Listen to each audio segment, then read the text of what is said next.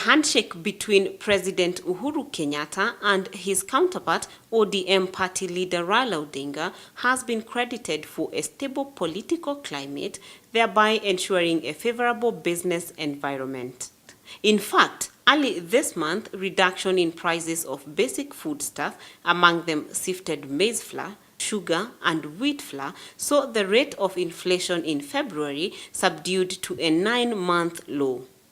It is on this backdrop that the economic future for Kenya looks bright.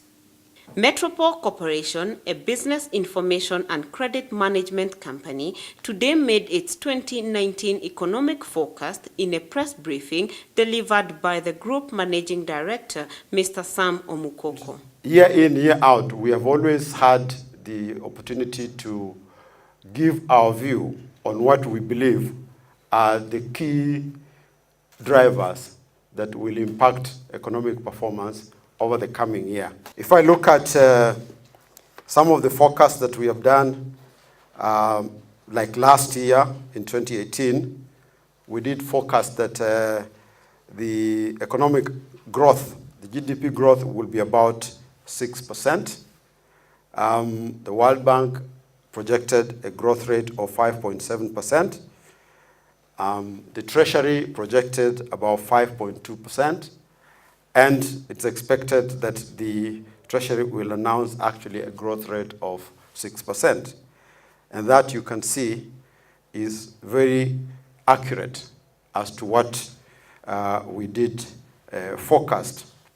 For financial year 2019-2020, Metropol Corporation predicts that interest rates will remain within the control regime of 13%, while inflation is expected to remain between 2.5% and 7.5%.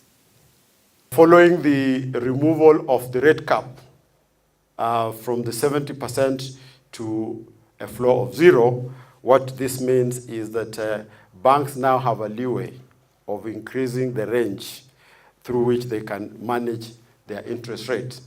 It was quite difficult when it was fixed on both sides. That means the deposit side and the lending side.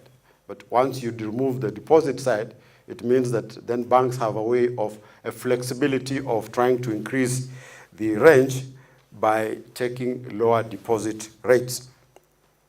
It's expected that the current account deficit will marginally narrow due to subdued petroleum prices and oversupplied oil market forecast for 2019 will be at about $60 per barrel. That's what is projected, within limit of 2.5 to 7.5%.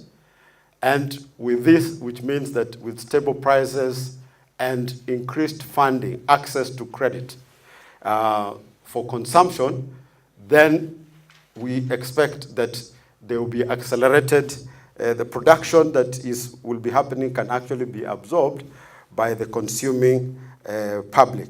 For the Kenyan farmer, on the other hand, the picture painted by the weatherman of long rains expected in March and April this year, coupled with increased mobile banking and lending, will see nominal growth get marginally better compared to financial year 2018-2019. Given these few factors, we forecast that the nominal growth for the 2019-2020 will be in the region of 6.5 to 7%.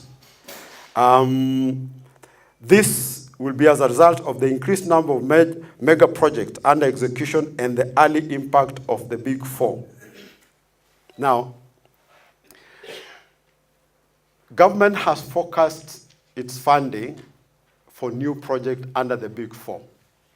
Means projects that were there will continue towards completion, but new projects will now be under the Big Four. So what one needs to understand, what are these Big Four and what is going to be the impact? First of all, the immediate impact and impact, say, after 1 year.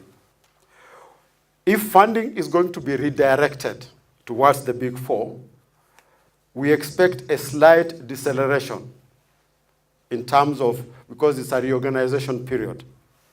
But this deceleration will not impact what is already in place. However, when momentum picks up, we should then be able to see the impact of the Big Four in the 2020-2021 projection. In addition, a bumper harvest is to be expected given the good weather forecast and the government's aggressive water dams program. Key things that we'll need to be looking at is food security.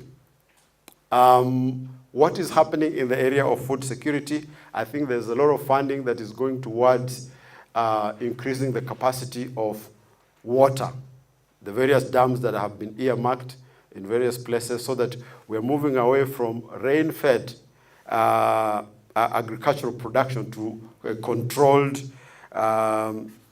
production through provision of water in existing dams. While mobile banking and lending has taken the country by storm, Metropol Corporation CEO insists on the need for regulation by the relevant authorities. Not effectively actually paid off that debt. What I have done, I have simply moved debt from one lender to another. That, to me, is the real challenge. And how can that be tackled?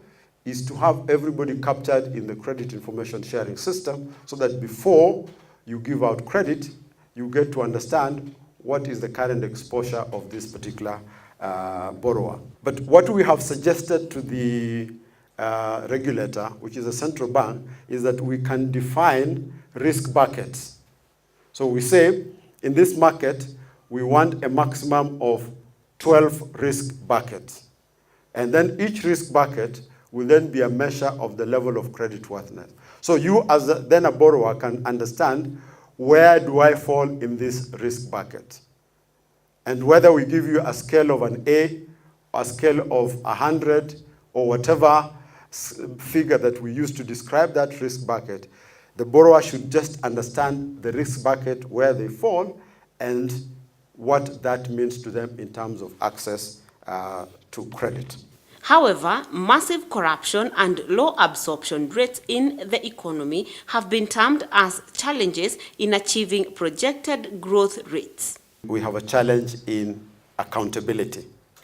And part of the reason why we are not able to move our projections to figures of 8%, 9%, if these things were in place, is we take into account the likely losses that occur from those two areas. Money that is lost through corruption and our low absorption capacity. So we always take those two factors into account, and that's why we try to be as conservative as possible to the figures that we give. And corruption, of course, continues to be our biggest challenge. We can see the efforts that the current administration is putting in place to try and fight corruption, but nobody can be able to say with certainty what will be the actual outcome of these efforts. Although the Kenya Revenue Authority missed its target for the financial year 2018-2019, there are notable efforts even on county level to change the narrative. In terms of the outlook on revenue, I think that we have seen a reformed KRA.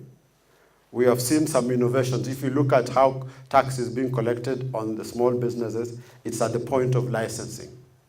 And what we're saying is that if there's continued innovation in how tax is collected, and the answer really lying in broadening the tax base and not just increasing what you collect from the tax-paying units, I think that revenues will continue to increase. We have also seen efforts specifically at county levels, where counties are now beginning to consolidate their revenue sources and look at targets relative to what they are getting from the national allocation. In a nutshell, the projections paint a bright future for the economy moving forward, as it does for the farmers during the long rains that are expected to begin this month. For Metropol Television, my name is Rosemary Kinyanjui.